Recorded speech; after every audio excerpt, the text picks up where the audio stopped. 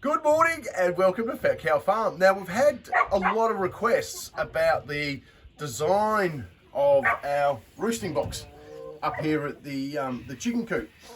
Now, we can really break this down. So when we first designed this system, we're working on a north-south axis. Now, my idea is that in the middle of the summer sun, or in the middle of the day of the summer sun, that this area here gives the chickens protection. So the sun's directly above us.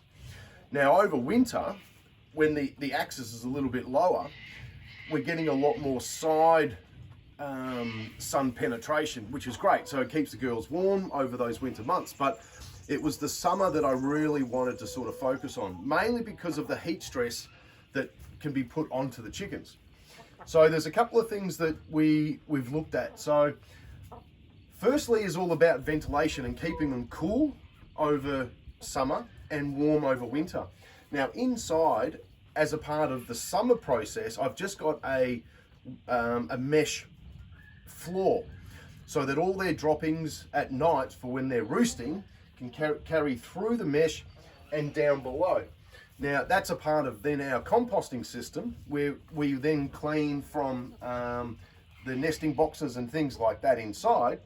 We can put it underneath, or we just put straw under there over the summer months so that we can collect that manure, and then that just gets transferred back into our compost bins. So that was the first one for summer. Now in winter, we put a straw bed in. So you can see I've got straw in there.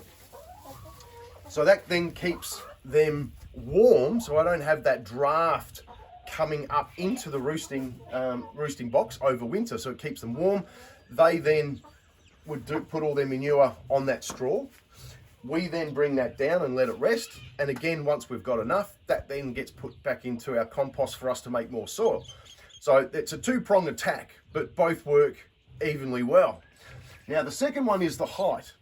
So what we wanted to do was, as you can see up the top here, there's a lot of air gaps. So over the summer again, hot air rises and leaves pretty much straight away. And we've got that constant cycle of breeze coming up from underneath, up to the top, and then dispersing. So that not only keeps them cool over the summer months, it does eliminate a lot of odor and smell. And with that smell, you've got the attraction of rodents and things like that coming through. So that's a part of the process of why we keep our roosting box elevated. Come inside and I'll show you what I mean. So what we have here is just a welded mesh on the floor. So that is just left raw over the summer months. Now I've got some like old fence palings and something in there that they walk around on. Oh, there you go. Like so. So they can walk around and do their thing, but then that just gets them up onto the roosting perches at night. Now over winter, and I've just cleaned this one out, so we'll put straw back in here, and oh, look at that, chickens on cue.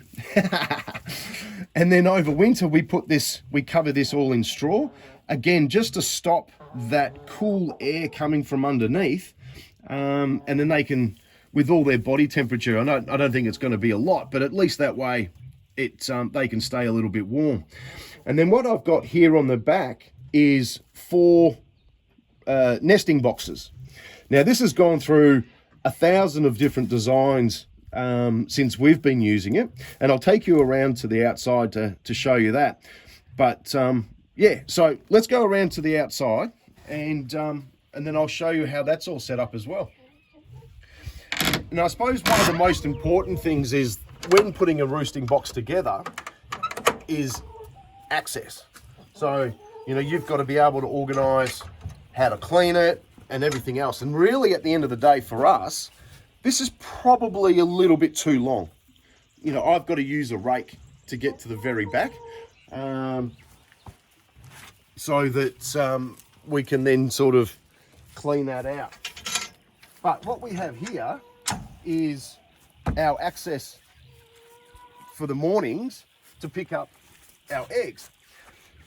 Now, Darren in particular, big yell out to Darren. How are you, mate? What we've done is, Darren was asking about the external box. Now, what we've done is, if you can put your lid in first, like what we've done here, and then put your external cladding over the top, you can see that there's, as the rain and weather hits, it all sort of falls down. And now, we've also got, like, there's a rubber gasket in there, you can't really see it, but that was just an extra effort that we went to just to protect blowing breeze and with rain and things like that over the winter months. And to be honest, you know, these stay dry enough, so it's it works out quite well. Now I've got a little chain here. Oh look, we've got some eggs. How good. Oh, quite a few. The girls have been busy this morning. So what's as a part of how we originally set this up was that the bottom of the nesting boxes are on an angle. And so what happens is that when the chickens were to lay in the front half, you know, I had a board, about here sort of thing, coming across, so that it was easy for me to pick up the eggs and not disturb the chickens while they were laying. But what we found was that it changes, the size of the eggs change over the season. So when we first set this up, this was over summer, probably very early summer.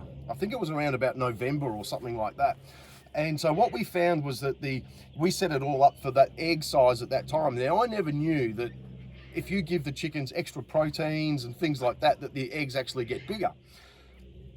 We're all very new to chickens, and so what was happening is that then when the design of the chicken coop came through and we were letting them in to eat all the summer veggies and things like that and clear up the vegetable garden bays, the size of the eggs got bigger and bigger and they weren't rolling out. It's like a first world problem.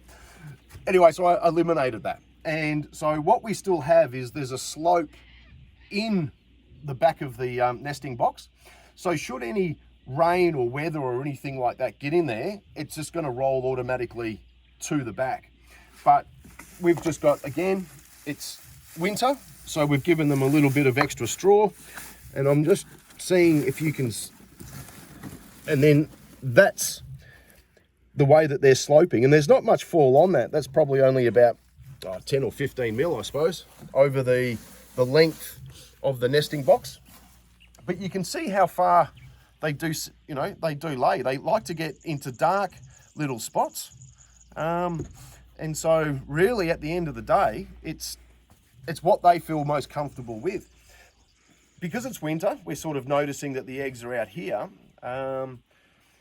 During summer, it's potluck. It is really, really potluck. But we're obviously trying to train them to be out here.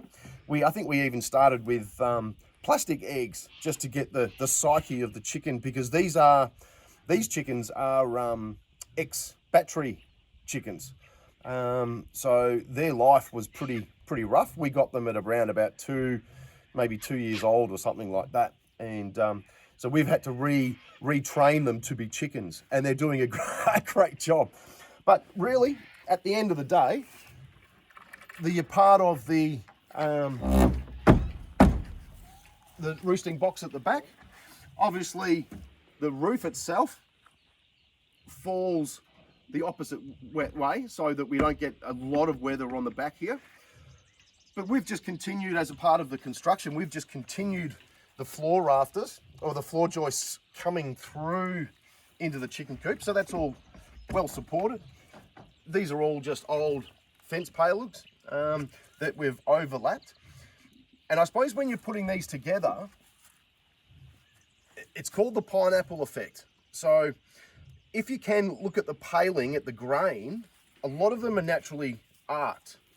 So what you need to do is the bottom board needs to be arced out, and the top board needs to be arced in. And so what happens is you're basically causing pressure from both sides to give it watertight on these joints. And if you don't, what you'll find is there's one there. So that's what happens. That board has sort of curved the opposite way, and you can see these gaps. But all the others are pretty tight. So just when you're doing palings like this, just remember the pineapple effect. So make sure that they both lock in grain up to grain down, and you'll be pretty much weathertight straight away. But apart from that, man, Darren in particular, I hope this helps, and how to get the back concept, a little bit about the design feature internally as well. Make sure you've got your height elevation for those hot summer days. Down below, you've got ventilation as well. And then you can start your composting system as well. So it's all one big massive cycle. So what the chickens expire, everything else gets put into our composts. That gets put into the soils, into the hoop house, wherever it may be. But for a little bit more on design, Australia's best chicken coop, as voted by us here at Fat Cow Farm, like and subscribe. I'll see you soon.